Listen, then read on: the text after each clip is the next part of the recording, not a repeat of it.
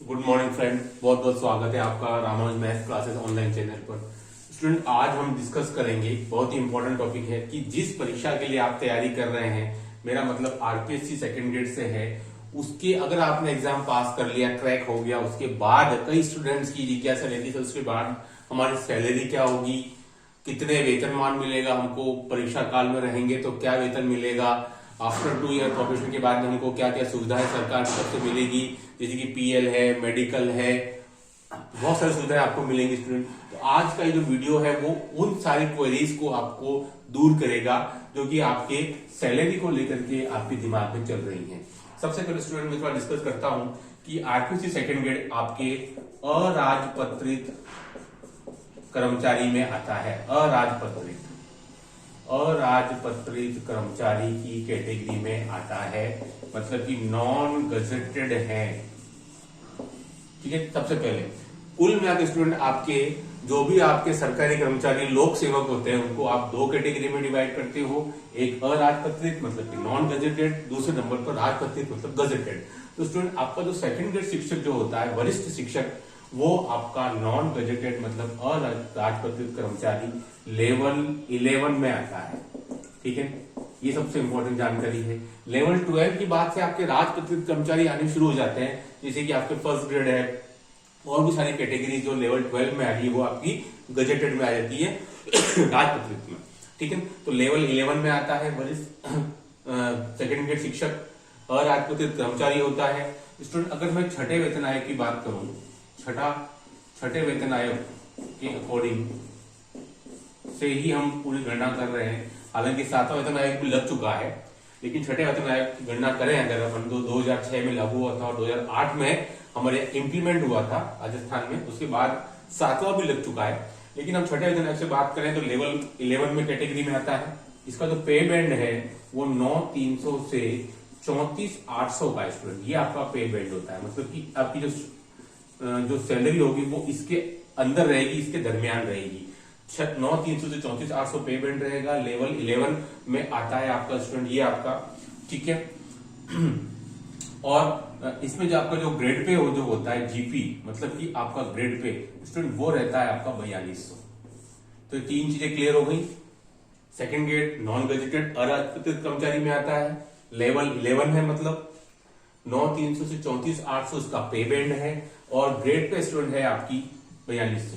ये आपको सारी थ्योरी जब आप 2 साल बाद आपको क्लियर हो पाएगी कि सर ये क्या 4200 है, क्या 9,300 से 34,800 है, वो आपको अभी समझने में टाइम लगेगा, पर जब आप प्रैक्टिकली 2 साल पूरा कर लेंगे तब आपको पूरा ये थ्योरी समझ में आ जाएगी। चलिए, अभी अपन बात करते हैं परीक्षा काल की, जो आपके परीक्षा काल, प्रोबेशन पीरियड देते हैं ना, प्रोबेशन पीरियड, इसकी बात करें स्टूडेंट, जो कि आपके राजस्थान के अंदर 2 साल का होता है किसी भी सरकारी नौकरी के लिए, प्रोबेशन 2 साल का। तो स्टूडेंट 2 साल के इस परीक्षा काल में आपको 26,500 आपको फिक्स वेतन मिलेगा। कितना? 26,500 आपको फिक्स वेतन मिलेगा, जो कि आपको पर मंथ आपको दिया जाएगा सैलरी के तौर पर। स्टूडेंट, इसमें से 26,500 में से आपका जो माइनस किया जाएगा 10% एनपीएस, मतलब जो आपका न्यू पेंशन स्कीम जो सरकार द्वारा 1 जनवरी 2004 के बाद जितने भी सरकारी कर्मचारी नियुक्त हुए हैं उन सभी के लिए स्टूडेंट आपको पता है कि न्यू पेंशन स्कीम लागू की गई है।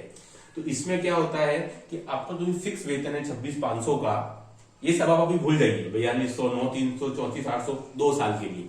ठीक है, अब आप आ जाइए कि ड्यूरिंग 2 ईयर का जो आपका परीक्षा काल है उसमें आपको 26,500 फिक्स मिलेगा, उसमें से आपका 10% आपका लेस हो जाएगा जो आपका न्यू पेंशन स्कीम में जाएगा। इसमें क्या होता है, 10% सरकार की तरफ से आपके इस सैलरी में से डिडक्ट होता है और उतना ही सरकार भी उसके अंदर एड करती है, 10%। ठीक है, एनपीएस के अकॉर्डिंग, प्लस आपको बोनस मिलता है एज ए इंटरेस्ट के तौर पर। ठीक है, तो 26,500 में स्टूडेंट आप अगर 10% निकाल दें, उसके बाद में आपके खाते में जो आएगा वो आपकी नेट सैलरी होगी। आई होप कि आप उस चीज को समझ रहे होंगे अच्छे से कि वेतन है आपका भले ही 26,500 है, लेकिन उसमें से आपका 10% एनपीएस डिडक्ट हो जाएगा, पर मंथ की बात हो रही है। उसके बाद जो मिलेगा स्टूडेंट वो आपकी नेट सैलरी होगी सेकंड ग्रेड की। ठीक है, तो आप हिसाब लगा सकते हो स्टूडेंट कि इसके हिसाब से आपके पास में 26,500 में से आपका जो माइनस है वो 26,50 आपका स्टूडेंट माइनस हो जाएगा। उसके बाद जो भी आपके पास में बचेगा वो आपकी नेट सैलरी हो जाएगी। ठीक है, तो इसमें से आप 26,50 को माइनस कर दीजिए।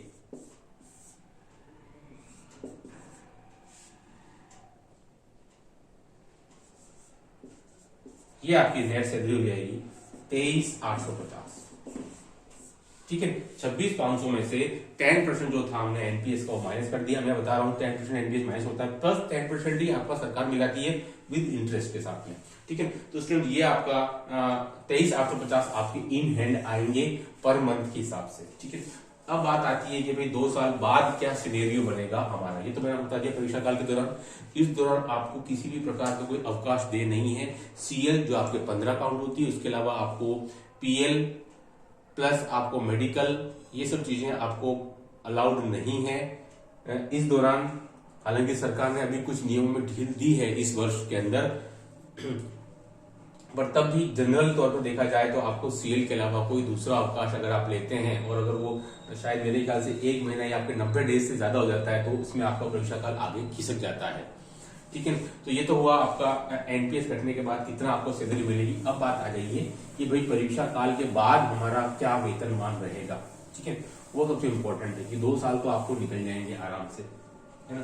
2 साल बाद मतलब कि जो परीक्षा काल है उसमें आपकी क्या सैलरी मिलेगी, है ना। 2 साल बाद आपकी सैलरी, तो स्टूडेंट इसमें सबसे पहले जो चीज आती है स्टूडेंट वो होती है आपका बेसिक। तो स्टूडेंट बेसिक है वो आपका 37,800 रहता है 7वें वेतन आयोग के अनुसार। ये आपका बेसिक रहेगा 37,800। ठीक है, प्लस इसमें जो आपकी जो सैलरी आएगी स्टूडेंट वो आपकी 3 चीजों से मिलकर के बनती है। आपका जो बेसिक होता है, प्लस आपका जो डीए होता है, प्लस आपका जो एचआरए होता है स्टूडेंट, ये सब मिलाकर के, तीनों मिलाकर के आपकी सैलरी बनती है। तो अगर आज की बात करूं 19/12/2021 की, तो स्टूडेंट अभी 31% डीए चल रहा है, और एचआरए जो होता है वो वेरी करता रहता है कि आप किस सिटी में रहते हो। अजमेर है, जयपुर है, जोधपुर है, कोटा है, बीकानेर है। अगर आप इन 5 बड़े सिटीज में रह रहे हो तो आपका एचआरए 16% लगेगा, और उसके अलावा अगर आप रह रहे हो तो आपको एचआरए 8% लगेगा। ठीक है, तो स्टूडेंट आपकी जो सैलरी है वो आपका बेसिक ये तो फिक्स रहने वाला है, ये चेंज नहीं होगा अगले वेतन आयोग तक। डीए जो है स्टूडेंट वो आपको पता है साल में 2 बार बढ़ता है। ठीक है, साल में 2 बार इसमें हाइक होती है डी में। ठीक है, एक तो आपकी होती है जनवरी के अंदर और एक आपकी होती है जुलाई में। तो ये तो फिक्स है कि जनवरी और जुलाई में हर वर्ष मतलब आपके 2 बार डीए लगने वाला है, प्लस एक बार आपका जुलाई में ही आपका इंक्रीमेंट लगता है। तो कहने का मतलब साल में आपके 3 बार आपका वेतन बढ़ता है। ठीक है, 3 बार वेतन आपका बढ़ेगा। तो प्रति वर्ष अगर नॉर्मली देखा जाए तो सेकंड ग्रेड की बात करें स्टूडेंट, तो शुरुआत में आपका वेतन 5,000 तक प्रति वर्ष बढ़ेगा शुरुआत के अंदर। और वैसे जैसे आप आगे बढ़ते जाएंगे तो आपका ये जो बेसिक है वो हर वर्ष बढ़ता चला जाएगा, है ना। मैंने कहा है कि आपको जुलाई में इंक्रीमेंट लगता है, तो उसमें 3% इंक्रीमेंट जो आपकी ये जो नेक्स्ट जो स्टेज होगी 7वें वेतन आयोग के अनुसार वो लागू होगी।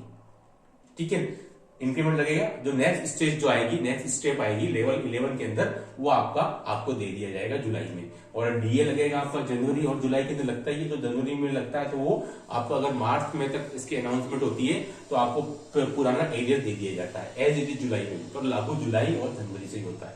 ठीक है, तो आपको कुल सैलरी कितनी बनेगी 37,800 बेसिक है। डीए जो वर्तमान की बात करूंगा 31% है स्टूडेंट, और एचआरए ये 2 है। अगर आप छोटे शहर में रहते हैं कौन कौन से मैंने बता दिए, तो 8%। इन तीनों का सब मिला करके और आपकी टोटल सैलरी मिलेगी। उसमें से स्टूडेंट आपकी जो कटौतियां हैं वो आपकी एसआईएफ की कटौती होगी जो मार्च महीने से लागू होती है, प्लस आपकी एनपीएस की कटौती होगी स्टूडेंट, प्लस आजकल जो आरजीएचएस की कटौती शुरू की है। ये 3 कटौतियां स्टूडेंट आपके मैंडेटरी होगी जो आपको लागू करनी ही है। उसके अलावा आपकी जो खुद आपकी वैसे कटौती होगी, एलआईसी की जो दूसरी कटौतियां वो आपकी खुद की कटौतियां होंगी, बट 3 एसआईएफ की कटौती, एनपीएस की कटौती जो 10% लगेगी, और जो आपकी आरजीएचएस की कटौती स्टूडेंट, ये 3 कटौतियां मैंडेटरी हैं जो आपकी सैलरी से होने वाली है। तो स्टूडेंट खूब आपको तनख्वाह मिलने वाली है, इसमें कोई डाउट नहीं है। 2 साल के बाद में जितना आप सोच रहे हैं उससे अधिक ही मिलेगा, क्योंकि आपका डीए जो अभी 31% चल रहा है, तो 2 साल बाद मान के चलिए स्टूडेंट ये लगभग नहीं तो कम से कम आपका 45% तक आपका ये डीए पहुंच जाएगा 2 साल बाद में, लगभग 42 से 45%। ठीक है, और एचआरए 8% तो आपको काफी तनख्वाह मिलने वाली है। लेकिन आपको इन सब को पाने के लिए आपको अभी से तैयारी में जुट जाना पड़ेगा, क्योंकि वैकेंसी बहुत जल्दी आने वाली है। आई होप कि आपको ये वीडियो आज तक समझ में आया होगा, पसंद आया होगा। Do like share subscribe our channel. Okay, thanks.